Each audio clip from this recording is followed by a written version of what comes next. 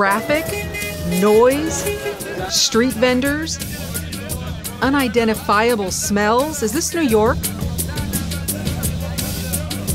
All indicators point to yes, but nope, this isn't New York. It's Amman, Jordan.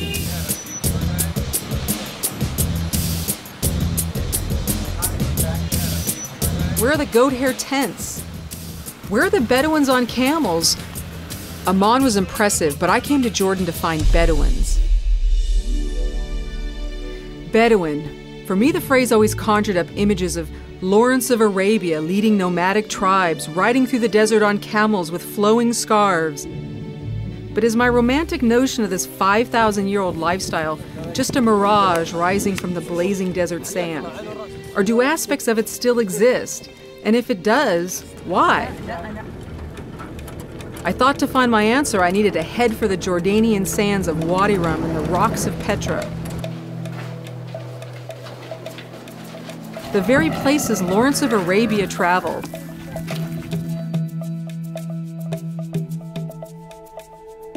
My first invitation into the Bedouin world was a gathering at a local home in the heart of the Dana Nature Reserve. In finally, a goat hair tent, so they really do still exist. You have like this in America? No. We were a bit late for dinner. Tonight, a traditional meal of mansef, lamb cooked in yogurt served with Jordanian bread. Usually when the guests come, we do for them mansef. It's a Bedouin traditional dish. Usually sometimes from chicken and sometimes from lamb or goat. We cook it with the yogurt, dry yogurt. We make it from goat's yogurt. With the rice, sometimes without rice. With a Bedouin bread in the bottom, in the dish. And then above it the meat. The first thing the guests eat, then the people who will stay here later eat. Usually we come, all the people eat together, not separate, as in all them eat together.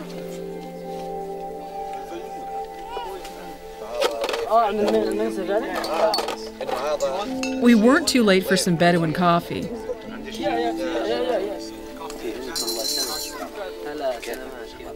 Here in the desert, coffee is made the way it has been for centuries. Beans are pan-roasted and ground by hand. This isn't Starbucks, but hanging out with my new Bedouin friends felt surprisingly familiar. Guys, usually when we make grinding the coffee, we do like this one. This one, we do it to tell another people, our neighbors, to come. Because that's no telephone, nothing. Just when you do this sound, anyone hear it will come. This means there is a coffee and there is a new guest to come and there is dinner or lunch like it. No telephone, no text or email. Just ring the bell and your neighbors and friends know it's time for coffee. How cool it would be to have that kind of life. No formality, just simplicity. Maybe we'd had one too many cups of coffee, but on the walk back to the lodge, we stumbled on something none of us could believe. I am not kidding you. Every person who was walking, like 6 of us, all saw it. It was wild, freaky. That was freaky, man.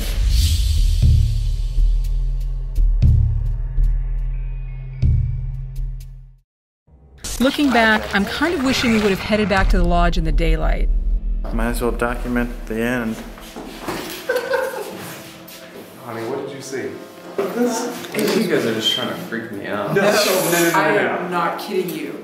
Every person who was walking, like 6 of us, all saw it. Wild. It looked like a tall, like gray-looking something. 7 foot figure, big, tall something, and there was like this, it was like a bluff. It gives me the chills even thinking about it. That riverbed, and this thing, I kid you not, whatever it was. I thought it was a person, but then when I saw it, the way it was going so smooth, so fast. Flying, like So it was like it was floating. It would have been a man, like in a full-on sprint. But it didn't have a. It was like going like this. Was it an alien?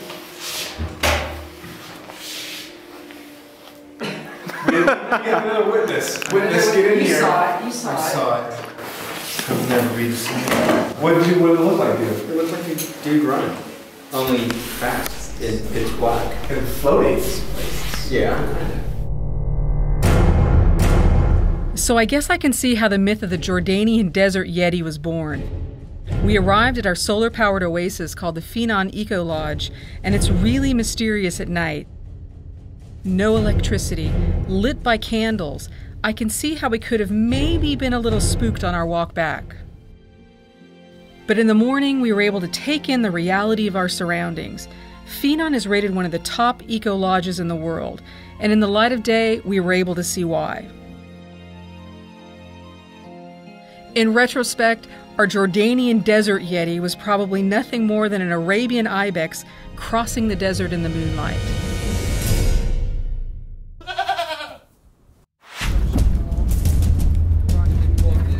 Continuing my quest for all things Bedouin, we set out for the rolling dunes in the heart of Wadi Rum. There I met with Rafiq Suleiman, who runs Captain's Camp, and this time we weren't late for dinner. Whenever you go to a Bedouin tent, there is a part of it which is called Madafa. Madafa is the place that they host their guests. So please, this way. Okay. The idea which we kept is to make the people to feel the Bedouin experience. And that's what we are focusing on. We're trying to make it real for everyone who comes here to Wadi Rum. So now people will come here, they'll come just for lunch, then they'll also come and stay. No, mainly they come to stay. They spend mainly they spend one night, and some of them they do like 2 nights. Some they spend more, like 3 nights. Depends on how much they are looking for the experience of Wadi Rum. If you look at the mountain itself and the blue sky, and it's, I mean, the nature we have here. We have a desert. We're proud of it. It's not like any other desert all over the world. This meal is normally it's a great welcome for our guests. It's lamb and chicken buried under the sand of Wadi Rum, and it's really tasty in Wadi Rum more than any place else in the world. It's really a very simple way how to cook lamb or chicken, and a remarkable way. This meal had the festive feel and ceremony of an Arabian luau, but instead of the pig, we had lamb and chicken. It might look simple, like they're just tossing some veggies and meat in the ground, but it's actually a very intricate meal with lots of preparation.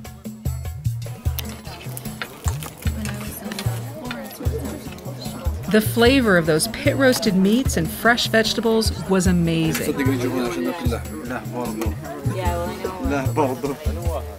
During lunch, Rafiq told me about a guest I just had to meet. Her name was Layla. I had a great experience here in November one night when I was out in the desert with some of the Bedouin. And then one of them started chanting. And as he chanted, my Arabic is no good, so. And the atmosphere got better and better, and pretty soon they were smiling and they were shouting. And I asked after, you know, can you tell me about the song? And I thought that with the enthusiasm and clearly the love, they must have been talking about their families. But they were talking about the desert. We are Bedouin. We love the desert because of the stars. The stars. We love the desert because of the sand. The sand. We love the desert because of the camels. The camels. We love the... And this went on and on and on. And this oral history tradition of reinforcing their love for the desert, you know. And clearly you've found that love for the desert now, too. Oh, yeah. Yeah.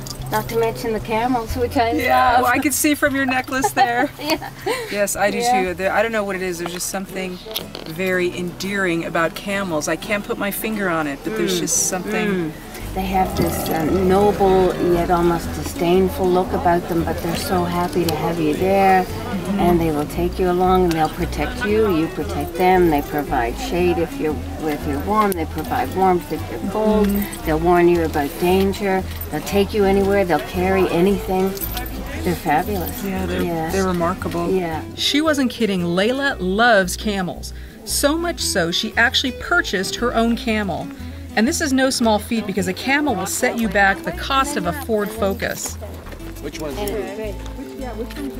Layla was gracious and offered me my very first camel ride. You sort of pitch forwards and backwards. So all you do is grab the front pommel and the back pommel. Okay. Hold on and just know that you're going to rock that way, and then you're up, and then you just sit there. I'm actually pretty excited because I think camels are really cool. They're really fascinating creatures. What's his name? Okay, who else is going to get on with me? Hang on, she'll want to stand up. Hold on to the back here, so you don't sit. Yeah, okay. And stand up.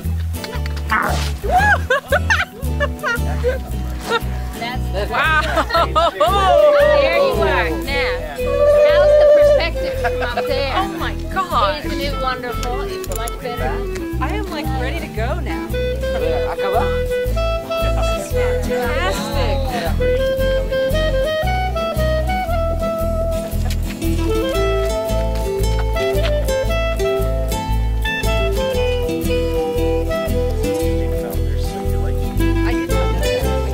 Good suggestion, Layla. Thank you. Oh, my pleasure. I'm glad you did that. You're going to get some good photos of That's yourself up there. fantastic. You were looking very happy. Oh, it was great. Yeah. Just different perspective. I mean, I want to get